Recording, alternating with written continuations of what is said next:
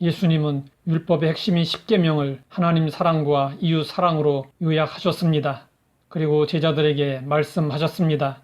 새 계명을 너희에게 주노니 서로 사랑하라. 내가 너희를 사랑한 것 같이 너희도 서로 사랑하라. 너희가 서로 사랑하면 이로써 모든 사람이 너희가 내 제자인 줄 알리라.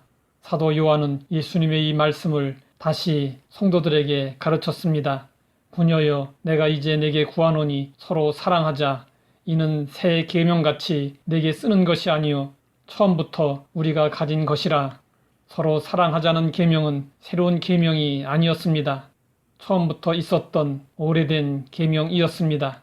이 계명은 레위기에서 확인할 수 있습니다. 원수를 갚지 말며 동포를 원망하지 말며 내 이웃 사랑하기를 내 자신과 같이 사랑하라. 제자들은 예수님에게 서로 사랑하라는 새 계명을 받았습니다. 그런데 사실 이웃을 사랑하라는 것은 이미 오래전에 주어진 계명이었습니다. 그래서 요한은 처음부터 우리가 가진 것이라고 했습니다. 그런데 왜 서로 사랑하라는 계명이 새 계명으로 주어졌을까요? 유대인들이 이 계명을 보지 못하여 사장되어 있었기 때문이었습니다. 유대인들은 율법의 형식만을 따지느라 서로 사랑하지 못했습니다. 그랬기 때문에 예수님은 율법의 기본 정신이 사랑인 것을 가르쳐 주시고 서로 사랑하라고 말씀하셨던 것입니다. 요한은 예수님에게 사랑을 받은 제자답게 서로 사랑하라고 강조했습니다. 그러면 요한이 성도들에게 서로 사랑하라고 말한 배경과 목적은 무엇이었을까요? 요한이 요한 2서를 보낼 무렵 교회는 신학적 교리에 대한 연구에 큰 관심을 가지고 있었습니다. 그러면서 사랑 실천이 등한히 되는 것을 사도 요한은 보게 되었습니다. 그래서 요한은 신학적 연구에 앞서 가장 중요한 것이 사랑 실천이라는 것을 일깨워 주고자 했습니다.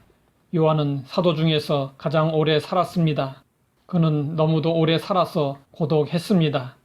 먼저 세상을 떠난 사랑하는 성도들을 보고 싶어 했고 속히 세상을 벗어나 그들을 만나보고 싶어 했습니다.